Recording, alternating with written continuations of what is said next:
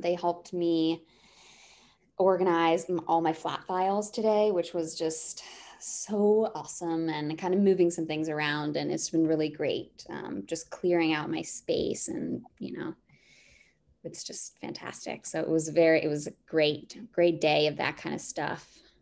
Yeah, you have to do that every now and then. Yes, my gosh. And it was really helpful to have somebody there that's just like, what are we throwing away? What are we doing? And consolidating things and moving stuff around, and feels good, energetically cleansing, as well as literally throwing a lot of things away. Yeah. Yeah. That's true. Yeah. I've had a lot of time to clear out files during this period of being at home, and that's been good.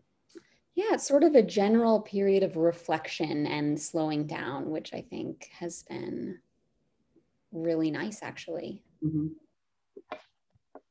Yeah.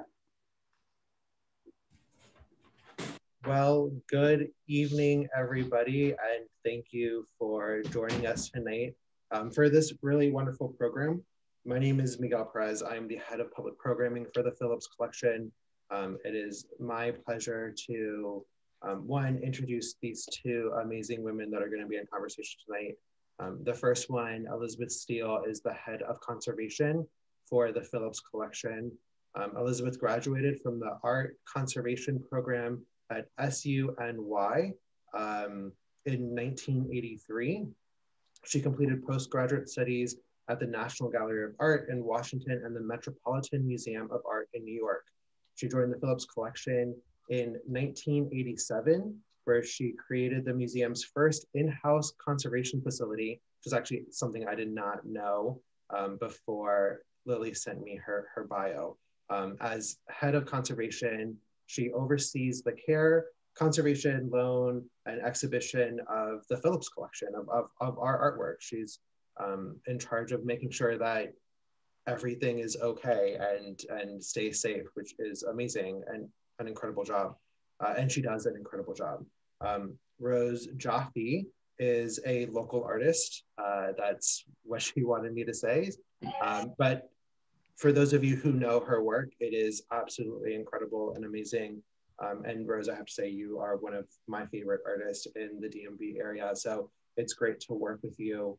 Rose came to the Phillips Collection through a program partnership that we are doing with 12 local artists called Our Logo Reimagined is the name of the program. And we are inviting these 12 artists to take the logo for our centennial year and reimagine it. And Rose took our logo and put her own twist on it, and it is absolutely beautiful. It will be part of the conversation tonight. Speaking of tonight's conversation, Rose and Lily will be in conversation for about 30 minutes, and we'll have about 15 minutes, 10 to 15 minutes of Q&A afterwards. So please, if you have questions, put them in the Q&A or the chat. We'll be able to find them no matter where you put them. That is all I have to say. Rose, Lily, thank you for joining us tonight, and off to you guys. Yeah. Sweet. Great. So Rose, I've known you for a Lily. long time. I've known you since you were born, in fact. Yes, And, yes, which is a very cool aspect of all of this. Yeah. No, I when I moved to Washington in '86, I think your parents were among some of my first new friends that I made here.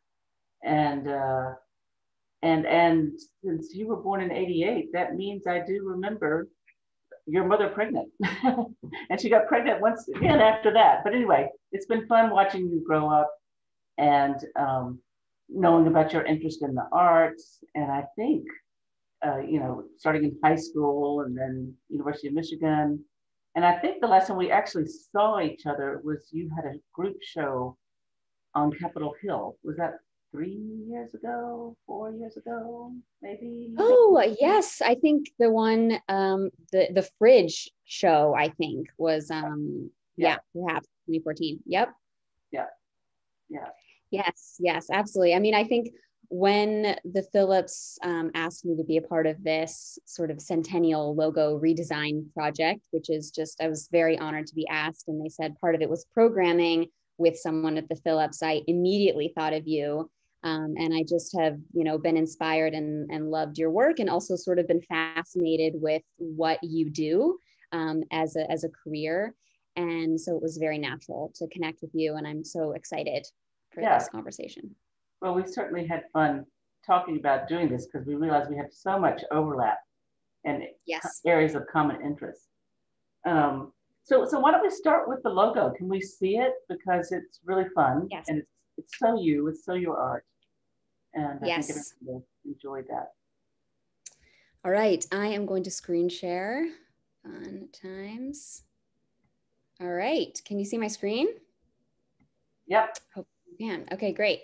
So this was the redesign that I did, and I kind of went through a variety of ideas around this, but essentially I kind of landed on the idea of holding hands, because I feel like it's something this past year that it's sort of this interesting dichotomy of like really needing that deep connection and a lot of kind of intense trauma and grief, and really wanting to kind of hold each other in that space, but then also, with what we're dealing with, the kind of difficulty of touch. So I kind of liked the idea of kind of holding hands, and whether it's not, if it's not actually holding people's hands, kind of all the interesting ways that we've found to support each other through this, if not kind of physically being with each other. And then I have it fading to this image of a bird and kind of in a natural environment. And that was mainly a nod to the amount of time I've spent in nature personally over the pandemic. And something I'll talk about a little later is the project that I'm working on called Natural Connections. And it's a show that's happening in April. And so I've just been working on a lot of imagery around kind of nature and how important that is for our personal healing and global healing in the environment. And then I have it fading from one image to the other. And I wanted to animate that because of the work that Lily does, of kind of the conservation work and how often, studying the layers of paint, that there can be whole other images and paintings underneath the layers of paint. So that's what was happening there. That's great. It is one of the more fun things that we do, the sleuthing underneath paintings using X-rays and infrareds. But that, I think, I won't go into much detail about that. If anybody is interested, there are on our website there are links to different conservation technical research we've done that you can follow. But I think how I wanted to start our conversation is other ways that we connect artists to and conservators. And as we talked, one of the things, I'll backtrack just a little bit. I went to your website, Rose, and saw this wonderful film of you that was made by the Colorado State University Center for Women's Studies and Gender Research. And it shows you making prints. And I encourage everybody to look at that because it's just such a beautiful film. And just the way you touch your tools, you touch the prints that you're making, and you walk around them, and your hands are constantly in motion.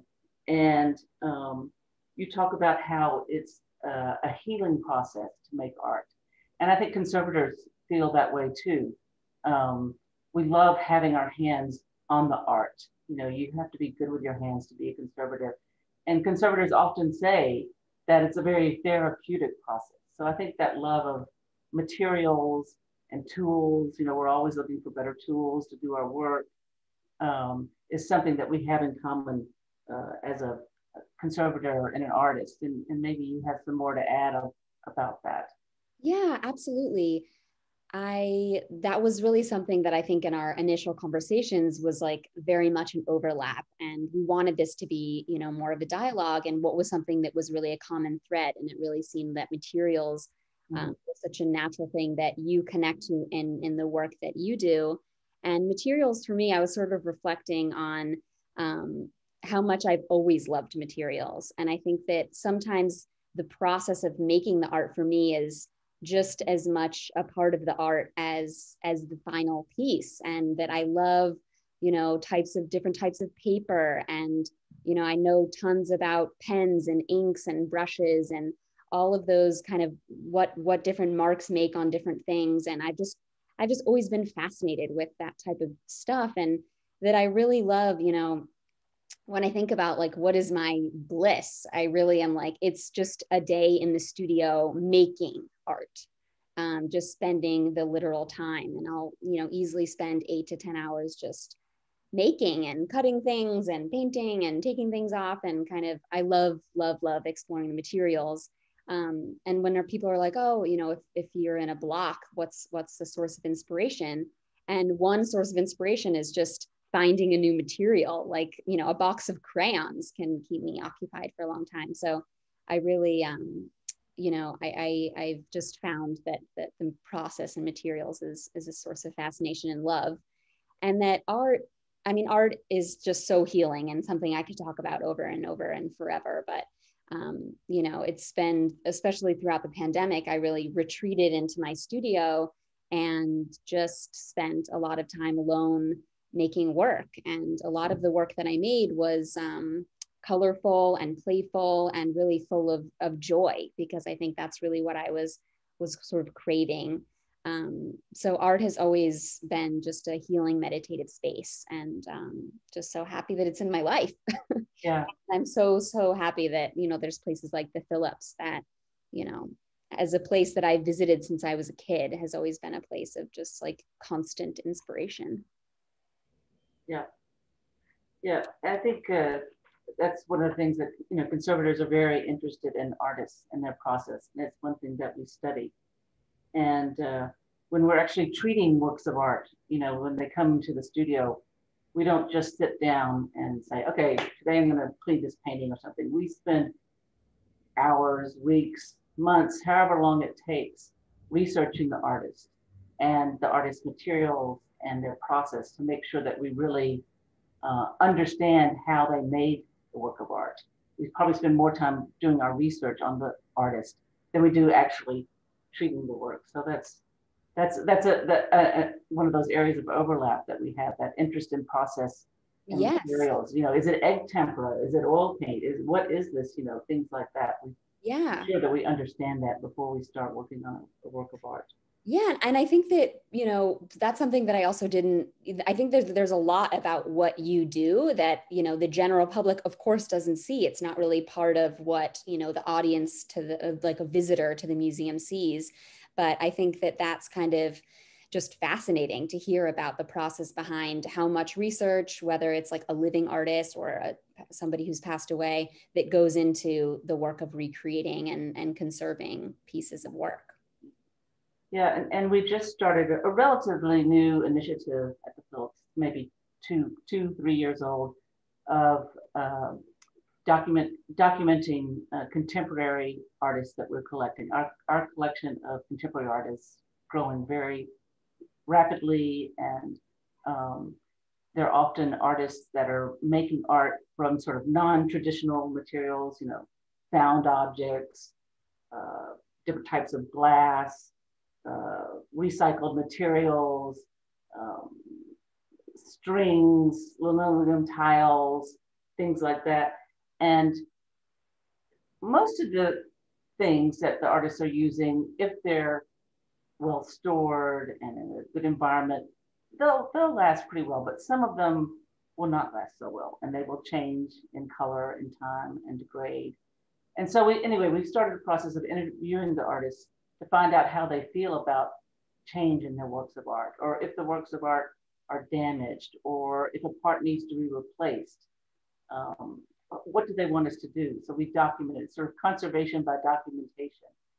And it's been a really fun process. And we've only interviewed about 9 artists, most of them local. And they've all been very receptive to telling us about their materials, you know, and what to, you know, if it's damaged, do they want it replaced, or would they just want us to repair the damage? If it changes color and time, are they okay with that, or do they want us to try to make a replica or something to imitate the original color? So it's those sort of questions that we're compiling, and it's really just for our own sort of in-house use. Although I think if anybody was interested in knowing about these responses from artists that we would be happy to share. And I would also say it's a movement or initiative that all museums are doing now. You know, the Whitney is very into it, and SF MoMA, Hirshhorn, sort of the artist interview is a new division or initiative in conservation departments throughout. That's very cool. Yeah.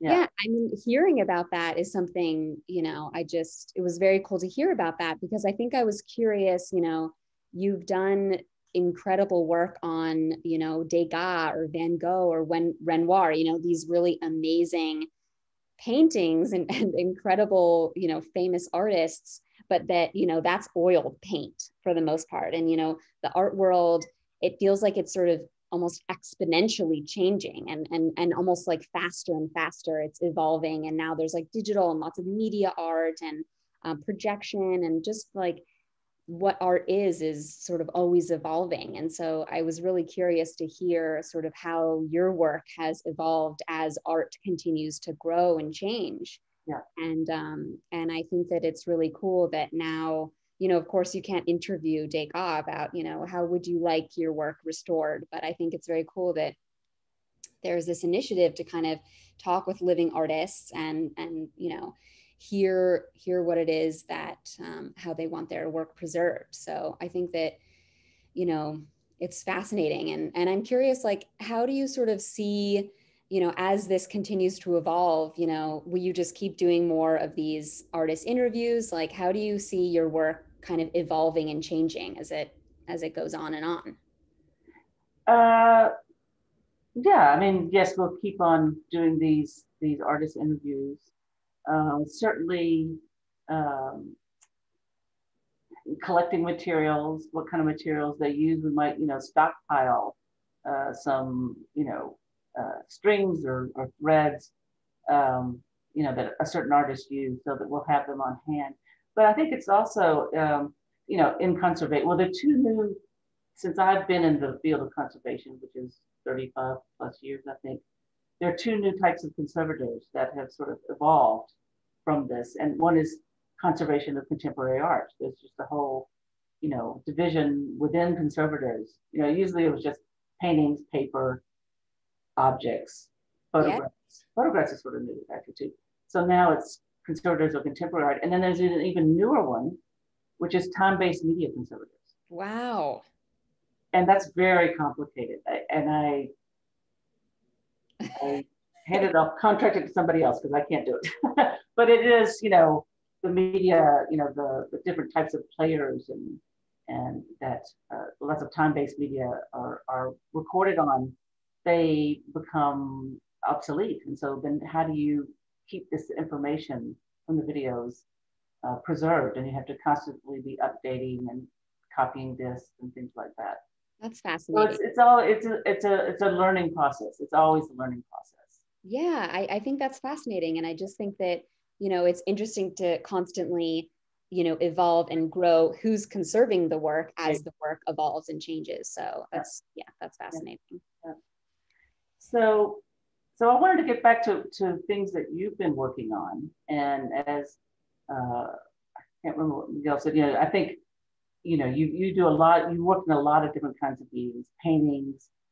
Certainly you're very well known for your murals throughout the city, particularly Ruth Bader Ginsburg's mural, where, you know, you were on TV a bunch. And but now I think you've sort of switched your focus to printmaking. And you've got an exciting new group of works that you're working on, and you're using different materials. Yes. I think non-traditional materials, but you thought very hard about your materials, and I think that's a point that I'd love to hear you talk more about. Yeah, it's been so let's see. I've been doing a residency at Pyramid Atlantic, which is a wonderful local printmaking studio here. Since kind of right when the pandemic started is when my residency started. And so I was like really excited about being in the print studio, and then they shut down and I was back in my studio, but starting to do a lot more printmaking on my own. And then in the past, you know, 4 months or so, I've been back there. And so I've been learning etching. And one thing that I've really been sort of focused on in the past few years is and this really stems from that I had and have had more and more kind of chemical sensitivity from a lot of the toxic materials that I've been using. So spray paint and oil paints and things like that. I was just having really bad reactions, and it was just not good, not healthy for me.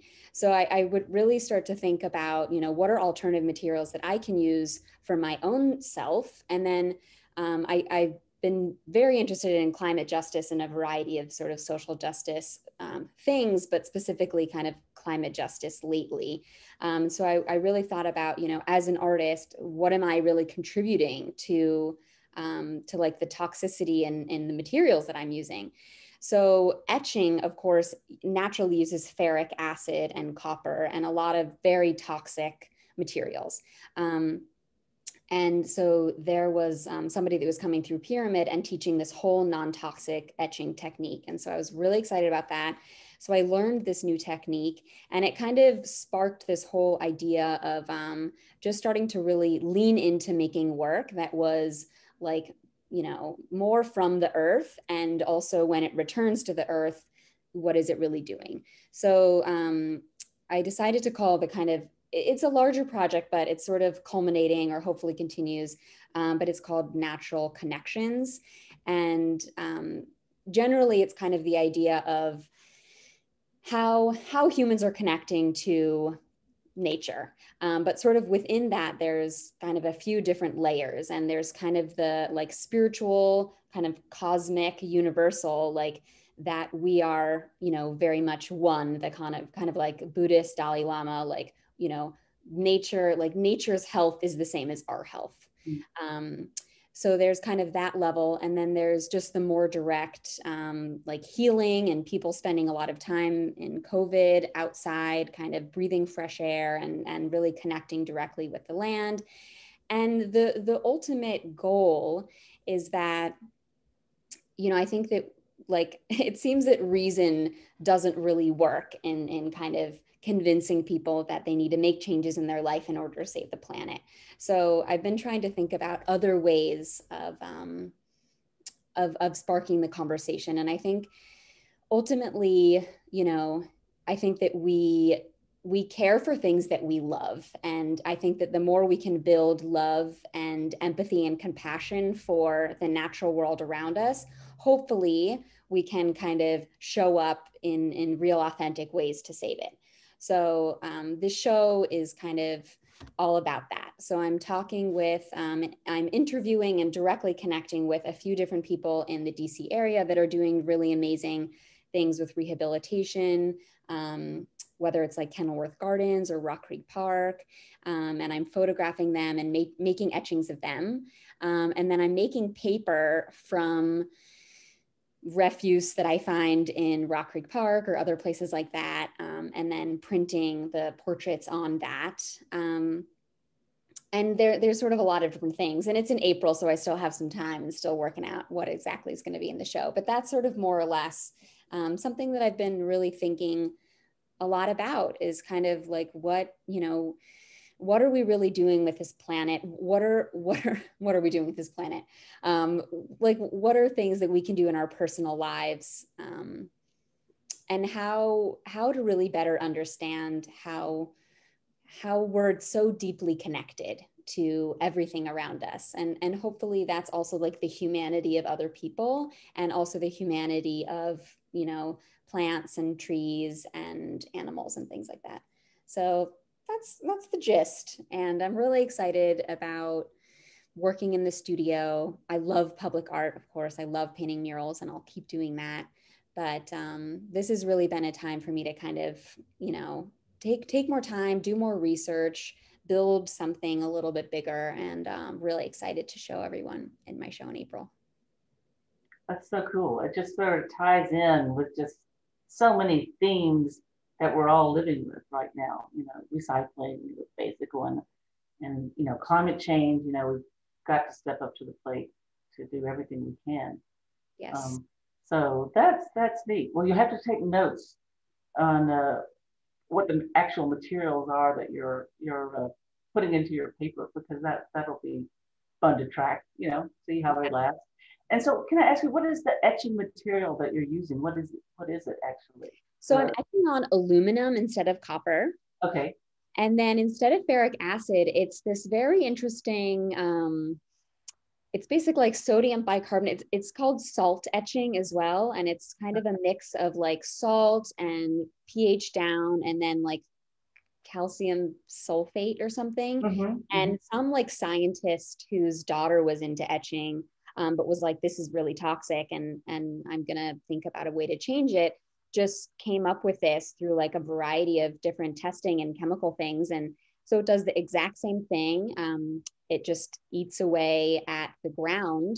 And there's also a way of using, instead of using hard ground, which is tar and wax, there's a way of using just like a simple floor cleaner, really, to coat the aluminum with. And then this stuff that you can use, the acid, you can actually pour into your garden, and supposedly it's like a natural like fungicide. So it's pretty cool. Sorry about my cat. Cool. I don't know if you all are hearing her now. I might have to go feed her in a second. So yeah, that's, I think there's another parallel in conservation, health and safety. I mean, there's a whole committee in the American Institute of Conservation that's about health and safety, because we certainly can use chemicals, or chemicals have been used that are very toxic, and people are trying to move away from them. And certainly that's the same in the Phillips studio, that we try to not use those chemicals if we can help it. And then if we do have to use them, we have gloves, we have respirators, we have air filtration systems to pull out the toxic fumes. So I think we're all thinking about those kind of things in our work too. Yeah. I mean, it's fascinating now with coronavirus. And I think, it's just something that, like, whether we like it or not, it should be part of the conversation about what we're consuming, how we're consuming it, where it goes afterwards. These are types of things that people haven't really thought about. And there's a lot of art techniques, especially printmaking, that are, lithography is very toxic. So it's been interesting to kind of learn about it and then think about how it can basically sort of be changed and evolved. And I think one thing, we only have a few, we can chat for another 5 or so minutes, but I would love, there was another through line that I would love to chat about, and that is, that's Jacob Lawrence. And it's not, I'll just say it's a connection, and that's how I'm going to tie it to what we were just talking about. But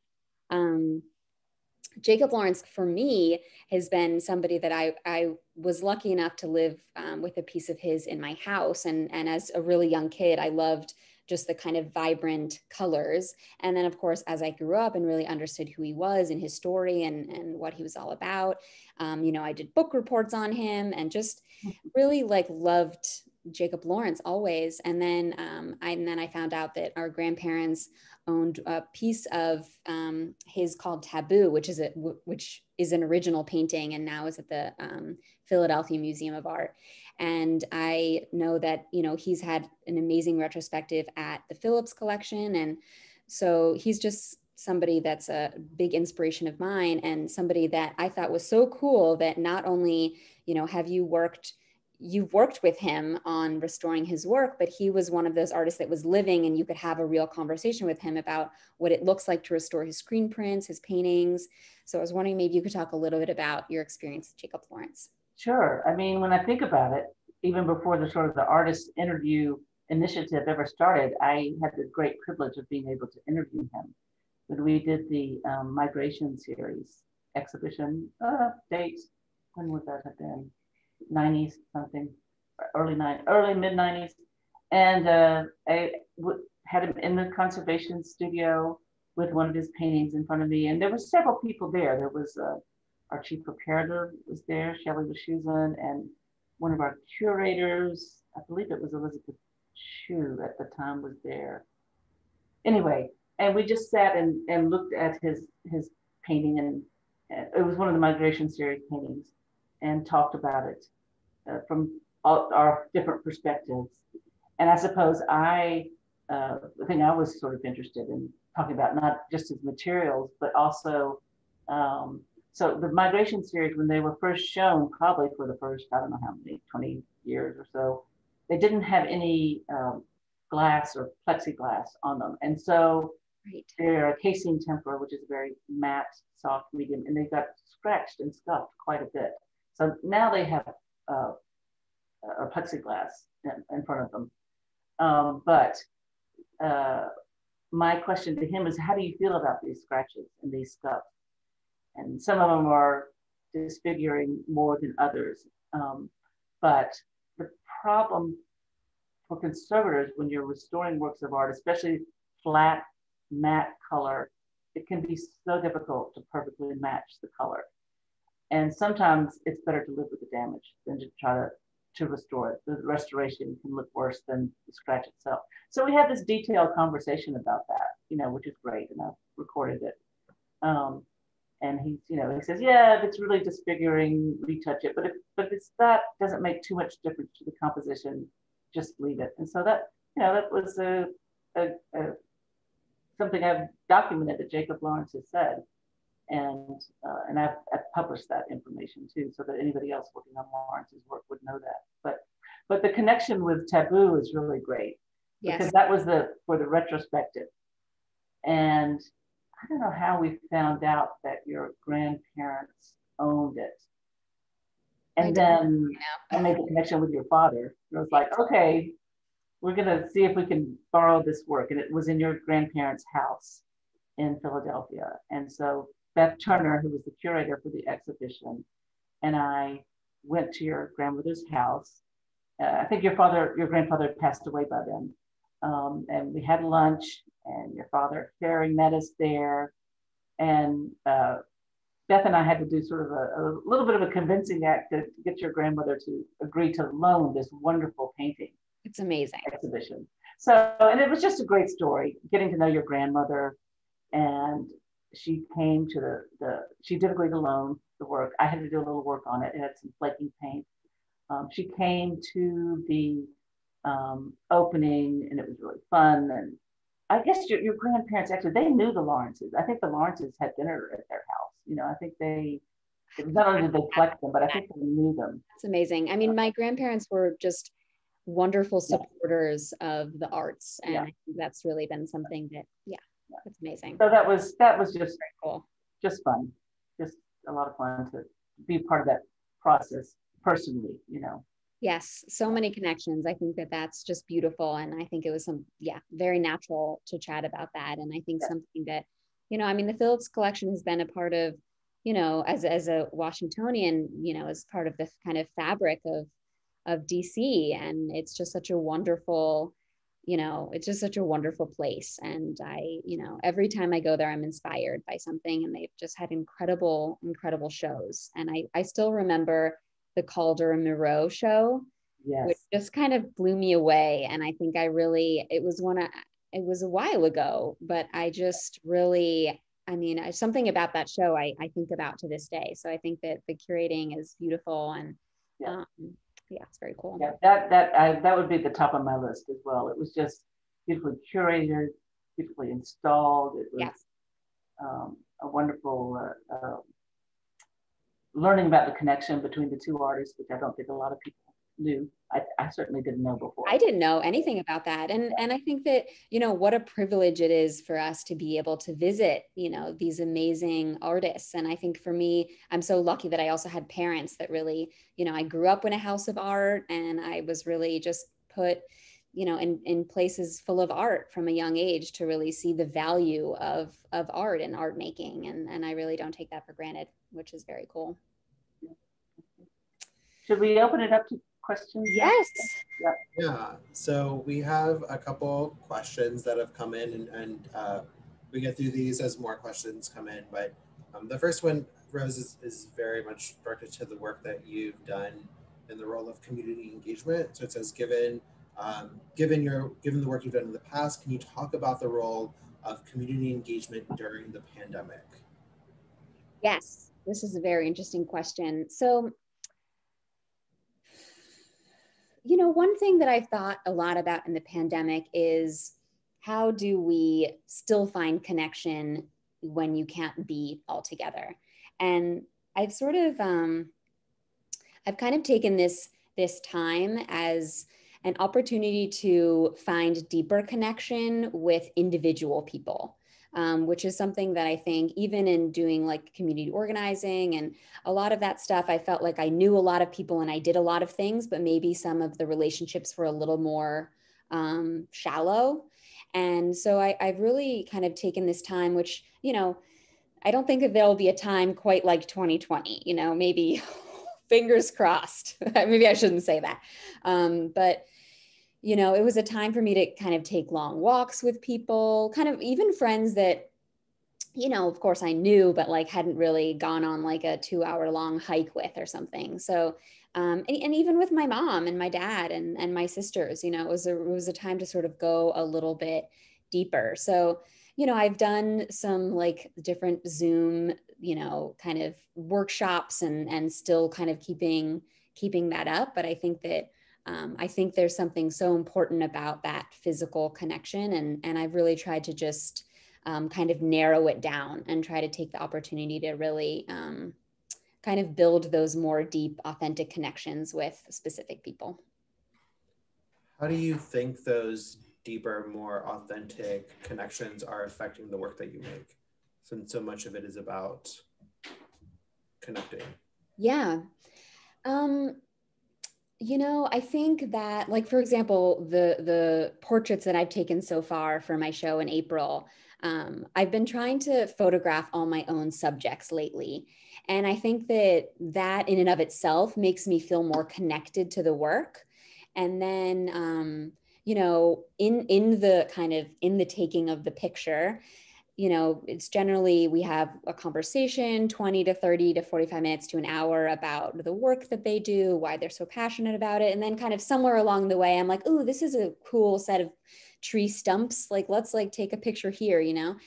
And I think that I feel connected to the space that we're in when we're taking the picture. I feel connected to them and kind of the vibe that they're giving off in the photo. And I feel like hopefully all of that comes through in the work, because I think I feel much more, you know, I've been using the word connected a lot, but you know, I feel more connected to them and then to the photo that I'm taking. So yeah.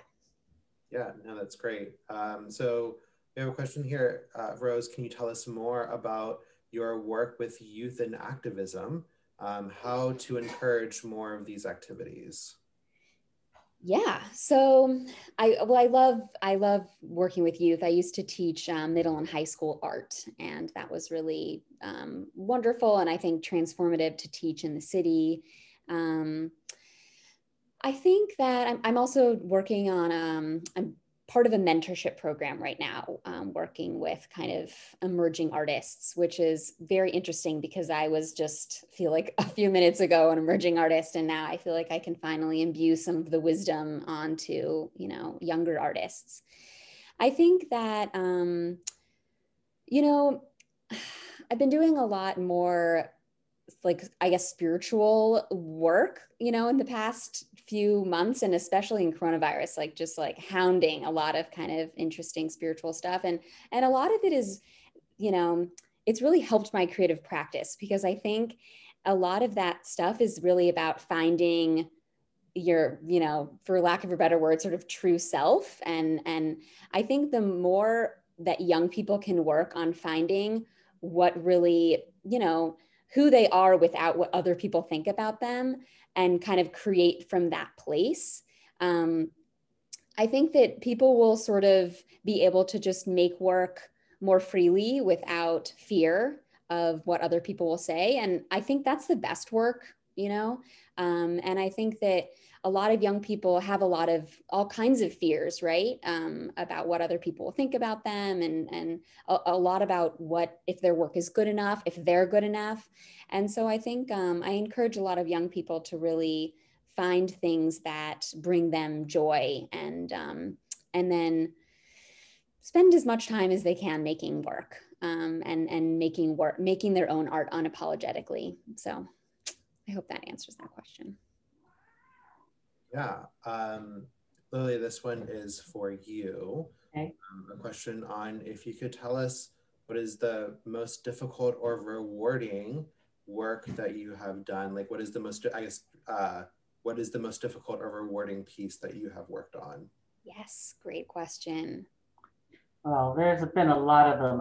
I've been just so lucky at the Phillips collection to have so many amazing paintings to work on. But I probably the Degas dancers at the bar. And when I first came to the Phillips collection, I was a new young conservator. And I remember looking at it and thinking that varnish is really yellow and it looks really dirty and there are raised cracks, but I'm not quite ready to work on the Degas yet. I need a little bit more, few more paintings underneath my belt. And, I was probably there, I don't know, years, it's all blurring, a good 15, 20 years before I felt like I was ready to work on it. And I certainly, throughout that time, anytime I visited another museum, I remember particularly the National Gallery of London, I would try to make appointments to go meet other conservators and see what they were working on. And when I went to the National Gallery of London, they did have a Degas, very similar period in the studio. And I remember being able to ask the conservator there about his experience treating this work. And that gave me a lot of confidence. So, but that was just a thrill. It was a huge transformation of that picture. It had started to become unstable, so it was, really time to act. And it made a great technical study that we, inspired an exhibition that we did on Degas. So I think that was probably the top of the list, but there are a lot of other ones that I've, enjoyed and continue to enjoy working on. Each painting is different and a different type of challenge. I do love when like I think in the Van Gogh show, I really like it when the Phillips does highlight some of the work that you do, and like, they show the layers of paint and they show the images underneath the x-rays. And I really like that when that's included in the exhibition, because I think it's fascinating to sort of see the work that you do.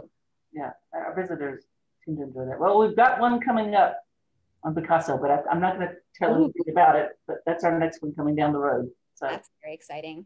It is very exciting. So Rose, this question is for you, and someone has asked since you experiment with materials, right? If there is a piece of your own that if you have ever had to restore in some way, and if so, how? Oh, good question. A lot of my work, I don't feel, I make so much work that I just move along, like I'm not super precious about my work. If anything, kind of the murals are the pieces. And surprisingly or unsurprisingly, my most recent mural that I painted, which is on U Street, and it's about birth control, and it was painted for the National Women's Law Center, that has been vandalized a few times. So that one I've had to kind of fix it up and, restore, I guess. But I think it was a little bit to be expected. But other than that, other than just some sort of like graffiti on murals, my own paintings, I just could probably take some lessons from Lily, because I really, I'm like, did I save that color? Do I have to remix it again? Like I'm definitely not as precious with my work, which is something I'm getting better at as I spend more time on my pieces. Like the etchings take, upwards of 45 minutes to really print one of the like really large etchings. So it's like the more time you put into something, I think the more I want to be like, okay, how do I do this right? And then figure out how to maybe restore it. Yeah. But for the most part, I'm just not so attached. And if it gets messed up, then I'll just rip it up and start again. Yeah. Since you make murals, right, since that's a part of your practice and a part of who you are as an artist, murals obviously harken back to like graffiti art in itself, and all of that was intentionally made to be temporary. So why do you go back and do those? Why do you go back and fix up like that graffiti that has been left over your murals? If like, do you see those murals as being like forever or temporary, right? Like, I myself am not attached to my murals. Like if the building's demolished, like people ask me, oh, maybe we could like remove the wall. And I'm like, I don't care at all, really. Um, I think if anything, some of the work that I've done is very deeply rooted in like the community story that it's in. And so I want to make sure that story and that narrative is like showing the best that it can. So I code it, so it's light fast. And then if somebody was to paint over it, which nobody's painted over any of the community murals that I've done, which is great. But I think if that was to happen, then I would want to take the time to restore it because I think I want it to be viewed, in the way that it should be. And I mean, there's not very many graffiti artists. There's like 5 in DC and they're not very good. So it's not like they're even painting over it with something like beautiful. They're just sort of tagging it. But yeah, other than that, I mean, I really like if they weather over time, like things like that, hopefully I'm painting them well enough that they don't weather. But if they do, or rather like I think that I've done a variety of like wheat paste. That's kind of more on the street art, like unsanctioned. And I think that has, that kind of weathers and it just sort of becomes part of the fabric of the wall, and I kind of like that when that happens. So there's just a quality of making art outside in the elements that, just practicing detachment is important. yeah. And then one final thing, someone asked if you could share how you found or share the information on safer methods for etching. Yes, absolutely. Yes, I would love to. I will. How do I do that? Should I send that to you? You can send it to me and I can send a follow-up email to everybody after this program. Cool. Or if you want to, then now would be a good time if you want to plug your socials and then provide that information. Yes, you can reach out to me directly. Absolutely. Yes, I'm on Instagram at rose_inks, INKS. And then my email is just my last name, jaffe.rose@gmail.com. And my website is rosejaffe.com. I'm very findable, whether that's good or bad. So yeah, email me. This type of etching is very cool. I think more and more schools are adopting it. And I really think it's great. And I'm also taking a class in Tennessee this summer about making your own earth pigments and dyes. So I'm very excited about making my own paints from the dirt. Rose, where in Tennessee are you going? At Aeromont, Oh, Gatlinburg. Yeah, a very cool craft school. So I'm really excited about that. Gatlinburg. Awesome. Well, we are at time. So, Lily, thank you so much for being a part of this program. Rose, thank you so much for not just being a part of this program, but being a part of this logo redesign project that the Phillips collection is undertaking. And thank you for insisting that Lily be in conversation with you tonight. I think this Yes. thank you to everyone who attended. We appreciate your support at the Phillips collection, and I hope everyone has a great evening. Thank you so much. Thank you everyone for being here. And thank you to Phillips Collection and Lily. This has been wonderful. Yeah, I've really had fun doing this. Need to come to your studio soon. Yes, anytime. Yeah. All right. Good night, everybody. Bye. Bye. Bye.